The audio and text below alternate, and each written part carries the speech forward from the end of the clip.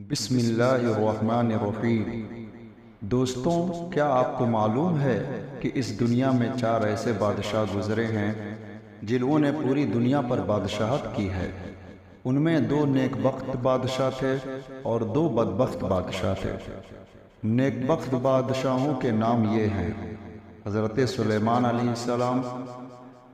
حضرت سلیمان علیہ السلام پوری دنیا کے بادشاہ تھے، یہاں تک کہ حضرت سلیمان علیہ السلام کی بادشاہت جنات و شیاطین، ہواؤں اور جانوروں پر بھی تھی۔ نمبر 2، حضرت سکندر ذوالقرنین، جن کا ذکر قرآن پاک کے 16ویں پارے میں ہے۔ بہت ہی بڑے متقی اور پرہیزگار تھے۔ ان کے بارے میں اختلاف ہے، بعض نے کہا ہے کہ نبی تھے اور بعض نے کہا کہ ولی تھے۔ حضرت علی رضی اللہ تعالی عنہ کا قول ہے کہ نبی نہیں تھے بلکہ اللہ کے محبوب بندے تھے۔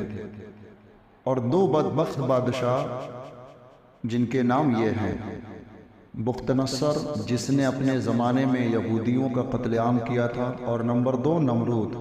دوستوں، نمرود بھی پوری دنیا کا بادشاہ تھا، اور حضرت ابراہیم علیہ السلام اسی بدبخت بادشاہ کے زمانے میں پیدا ہوئے۔ دوستوں، قبل اس کے کہ میں حضرت ابراہیم علیہ السلام کی پیدائش کے بارے میں بتاؤں، یہ بتا دینا ضروری سمجھتا ہوں کہ ان 4 کے علاوہ ایک 5ویں بھی ہیں جو پوری دنیا پر بادشاہت کریں گے، حضرت امام مہدی رضی اللہ تعالی عنہ۔ دوستوں، ان کی بادشاہت بھی پوری دنیا پر رہے گی۔ اب آئیے حضرت ابراہیم علیہ السلام کی پیدائش کے بارے میں جانتے ہیں کہ ان کی پیدائش کب اور کیسے ہوئی۔ دوستوں، حضرت ابراہیم علیہ السلام کی پیدائش طوفان نوح کے 1709 سال بعد اور عیسیٰ علیہ السلام سے تقریباً 2300 سال پہلے ہوئی۔ ہوا یہ کہ نمرود بادشاہ کے زمانے میں ایک ستارہ طلوع ہوا، جس کے سامنے سورج و چاند کی روشنی پھیکی پڑ گئی۔ اس ستارے کو دیکھ کر لوگ حیران و پریشان ہو گئے، یہاں تک کہ نمرود بھی دنگ رہ گیا۔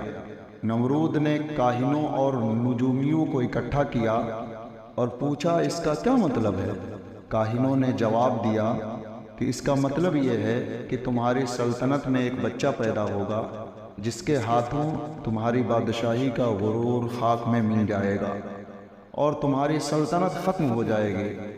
نمرود نے اعلان کروا دیا کہ آج سے کوئی مرد عورت سے نہیں ملے گا تاکہ کوئی بچہ پیدا نہ ہو، اور یہ بھی حکم دیا کہ آج سے جتنے بچے پیدا ہوں سب کو قتل کر دیا جائے۔ نمرود نے اس کام کے لیے باقاعدہ سپاہیوں کو لگا دیا کہ گھر گھر تلاشی لیں، جس کے یہاں بھی بچہ پیدا ہو اسے قتل کر دیں اور بچی پیدا ہو تو چھوڑ دیں۔ کتابوں میں آیا ہے کہ 1 سال کے اندر نمرود کے حکم سے تقریباً 1 لاکھ بچوں کو قتل کیا گیا۔ اتنی زبردست نگرانی، مگر مشیت الہی یہ تھی کہ ابراہیم دنیا میں تشریف لے آئیں۔ اتفاقاً حضرت ابراہیم علیہ السلام کے والدین میں قربت ہوئی اور آپ کی والدہ حاملہ ہو گئیں۔ جب ابراہیم علیہ السلام کی ولادت کا وقت قریب ہوا تو آپ کی والدہ پہاڑوں کے درمیان ایک غار میں تشریف لے گئیں اور وہاں حضرت ابراہیم علیہ السلام کی ولادت ہوئی۔ آپ کی والدہ ماجدہ اس غار کے منہ پر پتھر رکھ کر واپس چلی آئیں۔ جب دوسرے دن گئیں تو کیا دیکھتی ہیں کہ حضرت ابراہیم علیہ السلام اپنی انگلیاں چوس رہے ہیں جن سے دودھ اور شہد نکل رہا ہے۔ آپ کی والدہ بہت خوش ہوئی کہ بچے کو دودھ بآسانی اس کی انگلیوں سے ہی مل جا رہا ہے، اور سمجھ گئی کہ یہ کوئی عام بچہ نہیں ہے۔ حضرت ابراہیم علیہ السلام کی والدہ روزانہ غار میں جاتی اور بچے کی دیکھ بھال کر کے واپس چلی آتی۔ حضرت ابراہیم علیہ السلام 1 مہینے میں اتنا بڑھتے تھے جتنا کہ عام بچے سال بھر میں بڑھتے ہیں۔ آپ 15 مہینے کی عمر میں ہی 15 سال کے لگنے لگے۔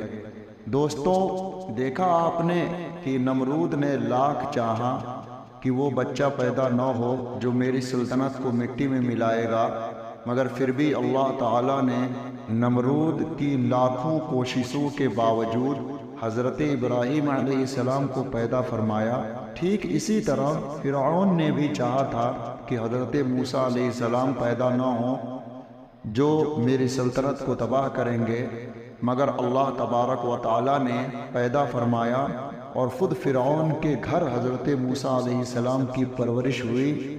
یہ ساری چیزیں یہ بتا رہی ہیں کہ بندے کا چاہا ہوا سب کچھ نہیں ہوتا ہے، وہی ہوتا ہے جو منظور خدا ہوتا ہے۔